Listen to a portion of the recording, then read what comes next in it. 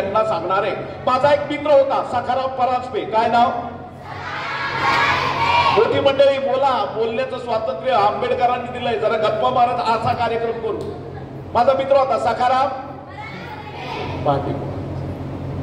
तो काय म्हटला, सखाराम परांजपे माझा मित्र, तो मला म्हणाला आमच्या नातेवाईकाचं लग्न आहे, लग्नाला चला, लग्नाला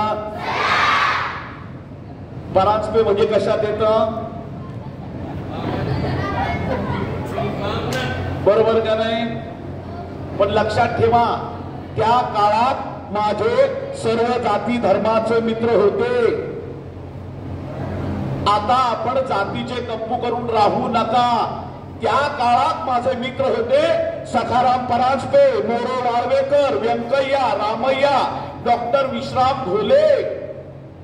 सखाराम परांजपे मला म्हणाले आमच्या नातेवाईकाचं लग्न आहे, लग्नाला एक तर बापना लग्नाला बोलवत।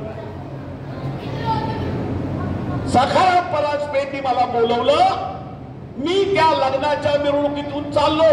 ताई, नवरदेव घोड्यावर बसलेला, कशावर? तसं मला त्यांच्यातल्या काही ब्राह्मण्यवादी लोकांनी पाहिलं। तसा एक जण मला म्हणाला, चालता हो तू आमच्या देवा ब्राह्मणाच्या लग्नात आला, त्याच्यामुळे आमचा धर्म बुडाला, चालता? मला सांगा मुलांनो, कोणी कोणाच्या लग्नामध्ये गेलं तर धर्म बुडतो का? त्यांनी मला हाकलून दिलं।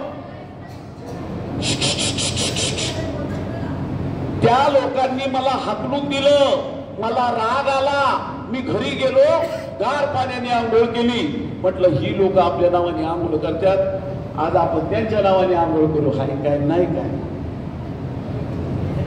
पण माझ्या मनातली आकुट शांत होतीये। त्या मनुवाद्यांचा प्रत्येक शब्द माझ्या शरीराच्या रोमारोमात, नसा नसात, हृदयाच्या कप्प्यात घर करून बसला। एकच शब्द, तू आमच्या लग्नाच्या मिरवणुकीत आला, तू आल्यामुळे आमचा धर्म भ्रष्ट होईल, सगळं चालता हो। मला त्यांनी काय केलं, हाकलून दिलं। मला राग आला। सर, आपल्या लोकांना रागच येत नाही, म्हणून वामन दादा म्हणतात आपल्या लोकांना राग येत नाही ना, हाच आपला गुन्हा आहे। मला राग आला, आपल्या लोकांना राग येतो, पण काढतात कोणावर? तेव्हा तेच म्हणतात कोणावर? तीच बिचारी गावती। ते नुसतं तसंच नाही राग काढत, दारू पिऊनच येतात। आणि दारूचा फायदा पण आहे, जो दारू पितो त्याला कुत्र चावत, कारण तोच आट्या पाट्या खेळतो, त्याला कुत्रे कुठल्या पायाला।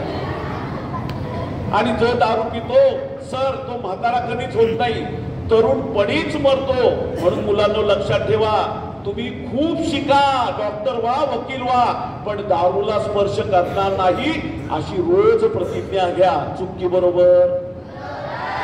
त्यांनी मला काय केलं, मला काय आला, मी घरी गेलो, गार पाण्याने आंघोळ केली। पण माझ्या मनातली आग कुठं शांत होती? त्या मधुवाद्यांचा प्रत्येक शब्द माझ्या शरीराच्या रोमारोमात, नसा नसात, हृदयाच्या कप्प्यात घर करून बसला। एकच शब्द, तू आमच्या देवा ब्राह्मणाच्या लग्नात आला, त्याच्यामुळे आमचा धर्म बुडाला। सर, मला रात्रभर झोप नाही। मी या कुशीवरून त्या कुशीवर, रात्रीचे 1:30-2 वाजले आणि अचानक माझ्या बुद्धीला चालना मिळाली। बघा बरं का, या लोकांनी माझा लग्नाच्या मिरवणुकीत अपमान केला का नाही केला? हा अपमान झाला हे मला कधी कळलं माहितीये मित्रांनो? ज्या वेळेस मी ज्ञान घेतलं, शिक्षण घेतलं, विचार अविचार करण्याची ताकद मला शिक्षणाने दिली। कोणी दिली? आणि मग मी पुढे जाऊन विचार केला की माझे बाकीचे मराठा पासूनचे सगळे शूद्र बांधव स्वतःला खालच्या जातीचे समजून अपमान सहन करतात, अत्याचार सहन करतात। त्यांना ज्ञान कोण देणार, त्यांना शिक्षण कोण देणार? आणि त्याच रात्री ठरवलं तिच्या हाती पाळण्याची दोरी ती जगाचा क्या बात आहे. आपले स्लोगन पाठ केले पाहिजे, बरोबर का नाही? जिच्या हाती पाळण्याची दोरी ती जगाचा उद्धार करी. म्हणाल माझ्या बरोबर? सगळे बोलूयात आपण. जिच्या हाती पाळण्याची दोरी ती जगाचा, तिच्या हाती पाळण्याची दोरी ती जगाचा. आणि म्हणून मी 1 जानेवारी 1848 साली या पुण्यामध्ये बुधवार पेठे भिडेवाड्यात पहिली मुलींची शाळा सुरू केली. सचिन तेंडुलकरनं सिक्सर मारला, काय वाजवता? तुमच्या या ज्योतिरावांना महात्मा जरा जोरात टाळ्या, जोरात जोरात जोरात.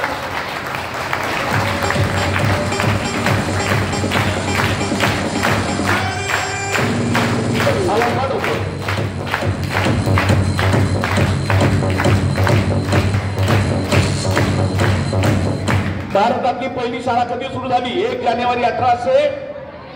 1 जानेवारी 1800.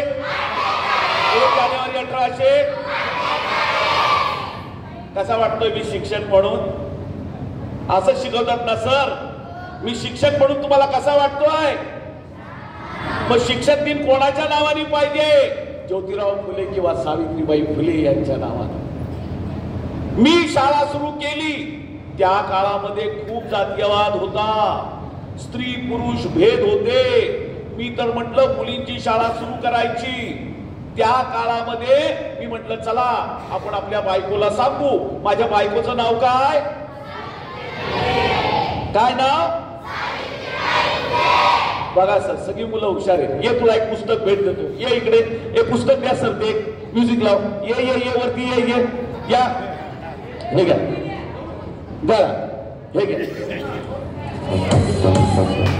ये कोणाला घ्या. माझ्या मिसेस बायकोचं नाव काय? मुलांनो, ती घरात स्वयंपाक करत होती. चुलीवरची भाकर, अशी भाकर थापायची, अशी तव्यावर टाकायची. वर पाणी टाकलं का भाकरी फुगून वर, तोंडाला पाणी सुटलं का नाही? आणि त्याच भाकरी खाऊन आणि लहुजी बसतात साळवे यांच्या तालमी जाऊन मी या मनुवाद्यांना शह दिलेला आहे. तिकडं अशी भाकरी थापत होती. मी बाजारातून आलो, तिला आणली पाटी. काय आणली? मी म्हटलं साऊ, तिच्या हाती पाळण्याची दोरी ती जगाचा. तिच्यासाठी मी काय आणली? मी ती इकडं अशी भाकरी थापत होती. मी म्हटलं साऊ, हे बघ हे बघ मी तुला काय आणलं. असं म्हणून ती पाटीकडे बघायला गेली आणि पाटीकडे बघता बघता तिने तव्यातली भाकर अशी काढली. तिचं पोट भाजलं.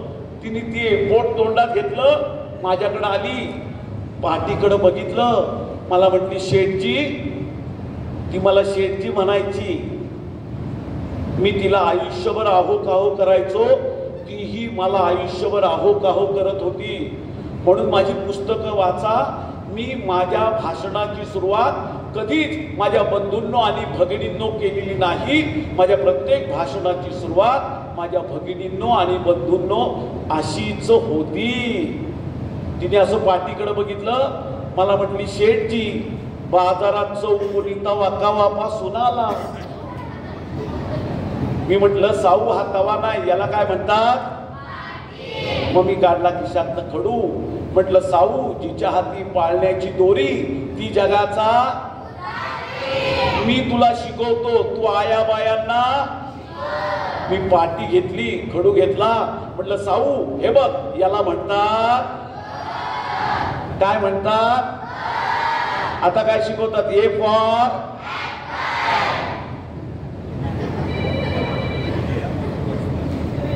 आणि भ भ.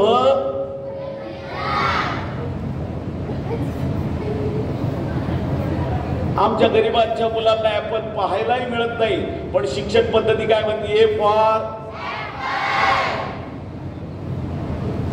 आणि भ भ. खर तर सर भ लोकशाहीर अण्णाभाऊ साठे यांच्या साहित्याप्रमाणे भाकरीतला शिकवायला पाहिजे, भाकरीतला. आणि कवर अनानास हे कधी आणणार, कधी कापणार, कधी खाणार? अनानास. तुम्हाला तुमची लेकरं किंवा हा भारत देश खऱ्या अर्थानं समृद्ध करायचा असेल तर आता ए फॉर ऍपल शिकू नका, ए फॉर आंबेडकर म्हटल्याशिवाय पर्याय नाही. A for A for A for. मागची लोक आता मुलांनी म्हणू नका, आता मागची लोक म्हणतात कशी बघू आपण. A for A for. आम्हाला वाटून तर नाही घेतलं घेतलंय. एकदा जोरात बोला, टाळ्या. ए फॉर टाळ्या टाळ्या. A for A for A for A for A for. Sir कसं आहे का नाही? हसत खेळत आंबेडकर शिकवलं पाहिजे. ए फॉर त्या मोदी पर्यंत गेलं पाहिजे. त्याला म्हणाव ही आमची फॅशन नाही, पॅशन आहे, पॅशन आहे का नाही? पण मित्रांनो, नुसतं ए फॉर आंबेडकर म्हणून चालणार नाही. बाबासाहेबांनी जी तत्व शिकवलेली आहे, तो समतेचा मार्ग सांगितलेला आहे, तो समतेचा मार्ग तुम्हाला अवलंबावा लागेल. बाबासाहेब दिवस रात्र अभ्यास करत होते, तसा सगळ्यांना अभ्यास करावा लागेल. म्हणून ए फॉर. सर आता मुलांना झोपे जरी विचारलं ए फॉर, हा तर आमचा उद्देश होता समाजवादी शिक्षण, बरोबर का नाही? हे काय दिलंय? शिक्षण हक्क. जोपर्यंत आपण शाळेमध्ये ए फॉर आंबेडकर शिकवत नाही आणि मुलांना संज्ञान करत नाही, तोपर्यंत शिक्षणाचा हक्क काय असतो हे या व्यवस्थेला कळणार नाही. B for. क्या बात आहे. बी फॉर. तुला एक पुस्तक देतो, ये एक पुस्तक द्या, म्युझिक लाव. क्या बात आहे.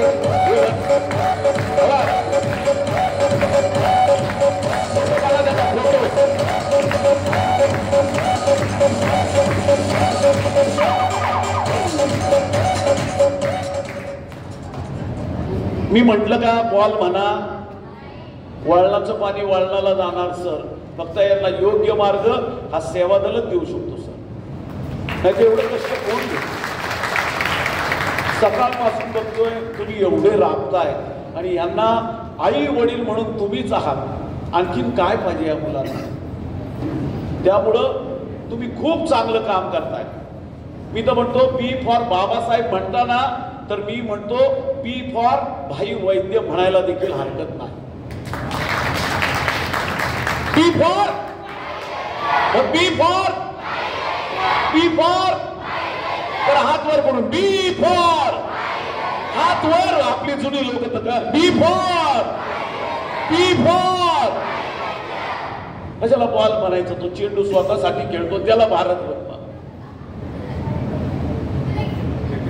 बी फॉर. सी फॉर काय म्हणता येईल? क्या ते येस येतं, येस येतं. सी फॉर हा चाचा नेहरू. क्या बात है, वा वा, चालेल. पण सी फॉर छत्रपती शिवाजी महाराज म्हणायला लागलो, बरोबर का नाही? सी फॉर टोला कुलवाडी भूषण बहुजन प्रतिपालक छत्रपती शिवाजी महाराजांचा. छत्रपती शिवाजी महाराजांचा. छत्रपती शिवाजी महाराजांचा. छत्रपती शिवाजी महाराजांचा. कशी वाटते बाराखडी सर? आणि जेव्हा तुम्ही सी फॉर छत्रपती शिवाजी महाराज म्हणाल तेव्हा सी फॉर कॉन्स्टिट्यूशन म्हणायला देखील पाहिजे, बरोबर का नाही? कॉन्स्टिट्यूशन माहिती ना सगळ्यांना? प्रास्ताविक पाठ आहे का सगळ्यांचं? प्रास्ताविक पाठ आहे. चला एक साथ जोरात बोला. 1 2 3. आम्ही भारताचे लोक.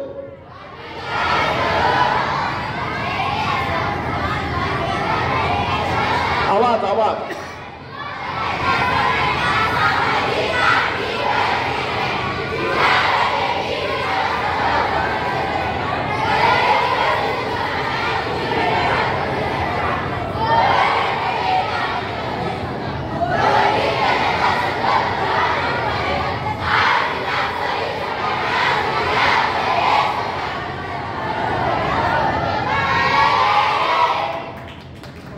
त्या मुलांसाठी तरी टाळ्या वाजवा मोठी मंडळी. हे सेवा दलाचा संस्कार आहे.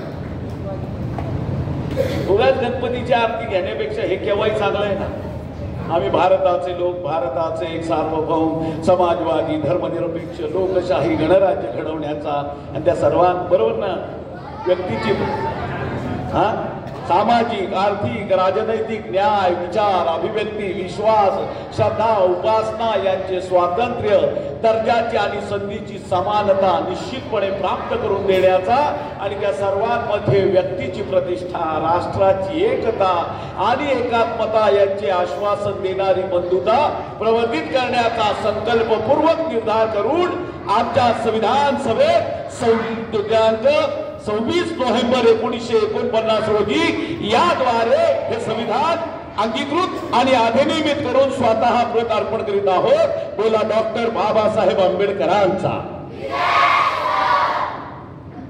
कसं वाटतंय सर? ए फॉर रिव्हिजन घ्यावं लागेल सर. आणि जेव्हा ए फॉर आंबेडकर म्हणाल तेव्हा ए फॉर अण्णा भाऊ. जेव्हा ए फॉर आंबेडकर म्हणाल तेव्हा ए फॉर अण्णा भाऊ साठे म्हणायला देखील विसरू नका. काय सुंदर म्हणतात अण्णा भाऊ. जग बदल घालून घाव सांगून गेले मला भीमराव. गुलामगिरीच्या या चिखलात ऋतून बसला काय रावत. अंग झाडून निघ बाहेरी घे बिनीवरती घाव सांगून गेले मला. अण्णाभाऊ साठेंनी गुरु कोणाला मानलं? जग बदल घालून निघावं सांगून गेले मला भीमराव. अण्णाभाऊंनी गुरु कोणाला मानलं? आवाज येत नाही मागची मंडळी. अण्णाभाऊंनी गुरु कोणाला मानलं? आणि बाबासाहेबांनी गुरु कोणाला मानलं? कोणाला? आणि ज्योतिराव फुलेंनी गुरु मानलं कोणाला? हा. आणि शिवाजी महाराजांनी गुरु मानलं संत तुकाराम महाराजांना. आणि तुकाराम महाराजांनी गुरु मानलं भगवान गौतम बुद्धांना. आहे का कोणी कोणाच्या जातीचं पातीचं? मग आपण कशाला या राष्ट्रपुरुषांना वेगळं वेगळं वाटून घ्यायचं? म्हणून मी माझ्या अखंडात लिहिलंय धर्म राज्य भेद मानवा नसावे सत्यानं वागावं ईशासाठी ख्रिस्त महम्मद मांग ब्राह्मण यांना धरावे उराशी बंधुपरी निर्मिकाचा धर्म सत्य आहे एक मग भांडणे अनेक कशासाठी. मित्रांनो आता तुम्ही लक्षात ठेवा कोणीही तुम्हाला जात विचारली तर तुमची जात एकच ती म्हणजे माणूस. या जगात दुसरी कुठलीच जात नाही. एक तर स्त्री पुरुष दुसरी कोणती जात नाही. मला सांगा या जगात सर्वप्रथम कोण अवतरलं? मानव का ईश्वर? मानव. आणि ईश्वराची निर्मिती कोणी केली? मग मानव श्रेष्ठ का ईश्वर श्रेष्ठ? मग आपण सगळे मानव आहोत. धर्माच्या नावानं कोणी लढाया करत असेल तर त्याच्यामध्ये पडायचं. A for B for C for आणि D for doctor Narendra Dabholkar म्हटल्याशिवाय पर्याय नाही. आवडला असेल तर मोस्टली मंडळी टाळ्या वाजवा. D for doctor Narendra. किती जणांना दाभोळकर माहिती आहेत? हात वर करा. मोठ्या लोकांना काय लाज वाटते मला कळत नाही. क्या बात है. करायचं तर हारूस पुरुषच करायचं बुवा काम. तुझ्या ताकाला जायचं भांडला पडत काय अर्थ आहे? दाभोळकर कसलं काम करत होते? कसलं? ते काका बरोबर बोले, काका तुम्हाला एक पुस्तक देतो, या हे लाव म्युझिक, या या या या या तिकडे या सर, या इथं बसून या, हे टाळ्या वाजवा काकासाठी.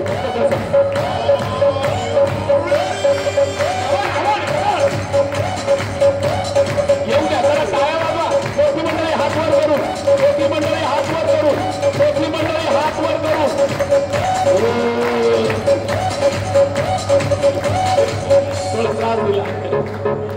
वा वा.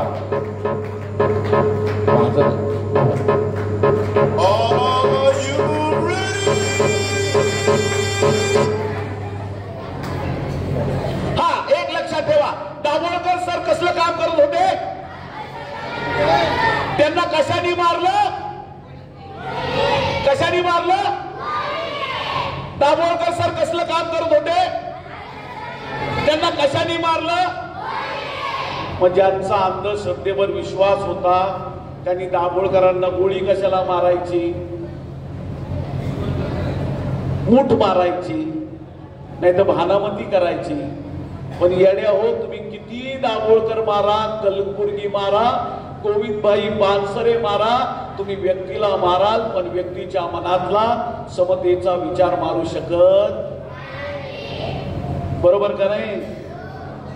डी फॉर मी अशी नाही बाराखडी शिकवली ताई, मी पाटी घेतली, खडू घेतला, मुलांनो मी म्हटलं हे बघा याला, मी साऊला म्हटलं साऊ हे बघ याला म्हणतात ती म्हटली मजीद, म्हटलं थांब सांगतो. मग मी काढला ती म्हटली मजीद, म्हटलं थांब सांगतो. मी काढला ती म्हटली मजीद, म्हटलं थांब सांगतो.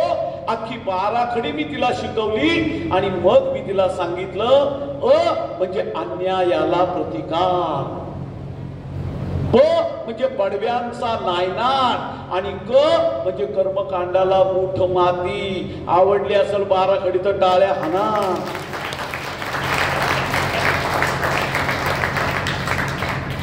म्हणजे अन्यायाला, म्हणजे अन्यायाला सर, म्हणजे अन्यायाला प्रतिकार शिकवला असताना तर बदलापूरची घटनाच घडली नसती का ग ताई? आणि ब म्हणजे बडव्यांचा. बडवे किती जणांना माहिती आहे? मोठी मंडळी हात वर करा. क्या बात आहे. सगळ्यात बडवे काय काम करतात? कुठं असतात बडवे? बडवे कुठे असतात? पंढरपूरच्या. म्हणजे सर ज्यांना लवकर देवाचं दर्शन पाहिजे त्यांची राग असती वेगळी. त्या दगडूशेठच्या तिथं बघा 50 पोलीस उभे, कोणाकडे लायसन नसेल तर त्यांच्याकडनं 500-100 घेतात. दगडूशेठच्या तिथं दिलं तात्काळ दर्शन 100 रुपये. हे बडवे तेच काम करतात. ज्यांना, मुलांनो लक्षात ठेवा, ज्यांना विठोबाचं लवकर दर्शन पाहिजे त्यांचं रांग इकडं असती आणि त्यांच्याकडनं ते लोक घेतात 100 रुपये. म्हणून तुकाराम महाराज म्हणतात, ऐसे कैसे झाले भोंदू, कर्म करुणी म्हणती साधू, अंगा लावून या राख, डोळे झाकुणी करती पाप, तावणी वैराग्याची कळा, भोगी विषयांचा सोळा, तुका म्हणे सांगू किती जळोतयाची संगती. हे काय करतात? 100 रुपये घेतात. कोणाला? ज्यांना लवकर दर्शन पाहिजे ते 100ची नोट टाकतात त्यांच्या खिशात. विठोबा पुढे डोकं आपटतात, चला पुढं.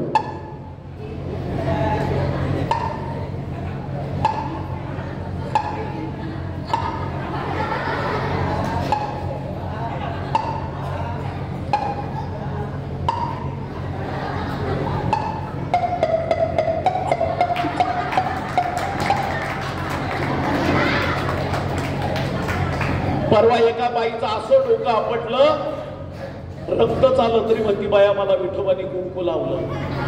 पण या बडव्यांना हायकोर्टाने बंदी केली, कायद्याने बंदी केली. आणि कायदा कोणी केला? डॉक्टर बाबासाहेब आंबेडकरांनी. परवा एका ग्रामपंचायतीच्या शाळेत गेलो, त्या पोरांना म्हटलं सर म्हणा ब म्हणजे बडव्याचा नायनाट. ती बारकी पोरं येता जाता बडव्याचा नायनाट, बडव्याचा नायनाट. ते मुख्याध्यापक माझ्याकडे आले, मला म्हटले तात्या काही कसं शिकवता मुलांना? मी म्हटलं काय झालं? म्हणजे पोरं येता जाता म्हणतात बडव्याचा नायनाट. मी म्हटलं म्हणू द्या ना. म्हणे कसं म्हणू द्या? माझं आडनाव बडवे आहे ना.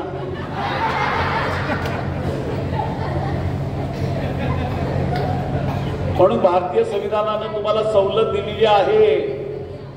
या मनस्मृतीमध्ये ब्राह्मणांची नावं काय असावीत, क्षत्रियांची नावं काय असावीत हे सगळं लिहिलंय.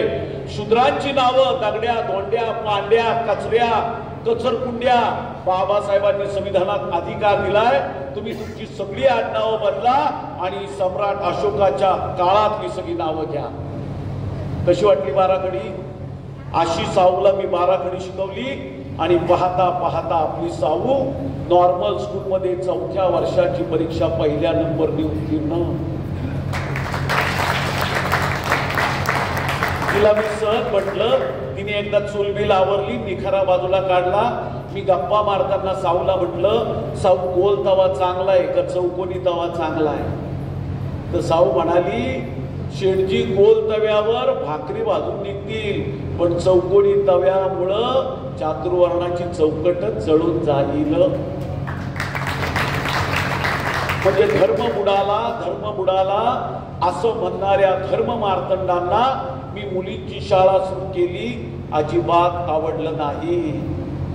आणि मग मी जाहीर आव्हानच केलं.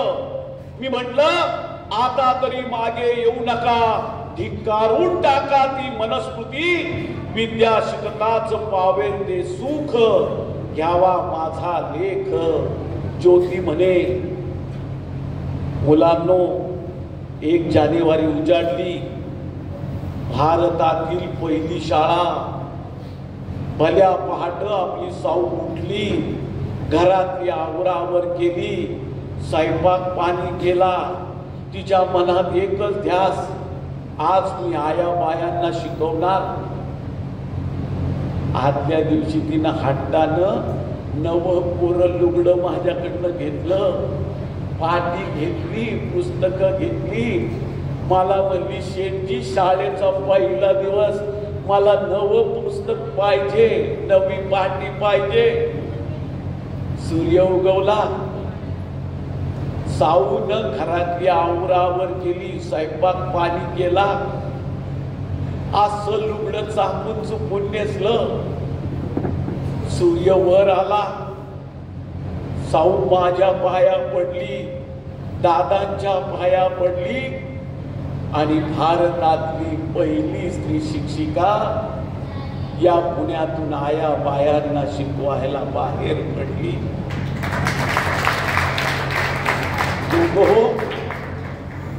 आपली साऊ जेव्हा रस्त्यानं जायला लागली, लोकांनी तिला दगड मारले हो.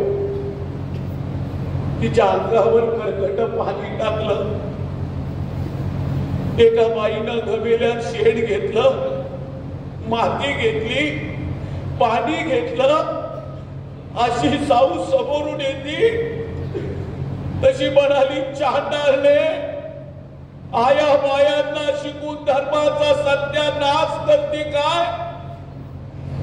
असं म्हणून शेणा मातीचं पाणी आपल्या साऊच्या अंगावर टाकलं. सगळं लुगडं शेणानं मापून गेलं. हातातली पुस्तकं खराब झाली. साऊ डगमगली नाही, कारण तिला आया बायांना शिकवायचं होतं. साऊ तशीच पुढे गेली. हे रस्त्यावरचा दगड घेतला. अशी साऊ समोरून येते. असा दगड भिरकावून मारला तो नेमका साऊच्या कपाळाला लागला. कपाळातून बळाबळा रक्त यायला लागलं. सगळं लुगडं रक्तानं माखून गेलं. हातातली पुस्तकं रक्ताळून गेली. तरी देखील आपली साऊ तिचं क्रांतिकारक पाऊल पुढे टाकतच चालली.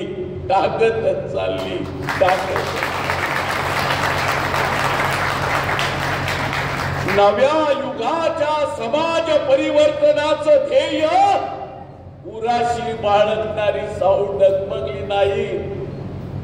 पण ती मला तुम्हाला काय दगड धोंडे मारायचे ते मारा, पण मी आया बायांना शिकवणार म्हणजे शिकवणार. लोक हो, आजही ती दगड पुण्याच्या गल्ली बोळात पडलेली आहे. सर आमचं रागात लागलंय त्या दगडांना, पण त्याच दगडाला शेंदूर फासून आम्हाला दगडाचा देव केला जातोय. तुम्हाला हात जोडून विनंती, आम्हाला शेंदूर फासू नका. आमच्या जयंत्या साजऱ्या करताना डीजे लावून दारू पिऊन आजकट विचकट गाण्यांवर नाचत आमची प्रेत यात्रा काढू नका.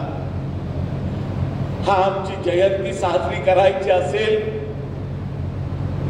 तर भुकेल्याला अन्न द्या, ज्याला कापड नाही त्याला कापड द्या, ज्याला निवारा नाही त्याला निवारा द्या. चोरी करू नका, खोटं बोलू नका, प्राणी हत्या करू नका, व्यभिचार करू नका. सत्याच्या मार्गाने जा, कारण सत्याचा विजय होतो. म्हणून पुणे विद्यापीठाला ज्यांनी दगड मारले त्यांचं नाव दिलं नाही, ज्या मातेनं दगडाचा मारा सहन केला त्या मातेचं नाव दिलेलं आहे. म्हणून सांगतो मुलांनो, खूप शिका आणि बाबासाहेब आंबेडकर, महात्मा गांधी, डॉक्टर बाबासाहेब आंबेडकर, महात्मा गांधी, फुले, सावित्री या सर्व राष्ट्रपुरुष आणि राष्ट्रमातांचा विचार केलेला. तुम्हाला वेळ आहे, सांगू तुम्हाला मालूम करू प्रयोग सांगू अजून सर. त्या काळामध्ये शूद्रांना पाणी दिलं जात नव्हतं. किती जणांना माहितीये त्या काळात शूद्रांना पाणी दिलं जात नव्हतं? हा, तर पाणी सगळ्यांना मिळालं पाहिजे का नाही? आणि आजचा दिवस काय आहे? काय आहे? जलदिने का नाही? पाणी सगळीकडे सारखंच आहे की नाही? का महाराष्ट्राची गंगा नदी वेगळी, बामणाची गंगा नदी वेगळी, असं काय होतंय का? मी माझी विहीर शूद्रादी शूद्रांसाठी खुली केली हे सांगतो. तुम्ही सगळे माझ्याशी बोलणार? पाणी सगळ्यांना दिलं पाहिजे का नाही?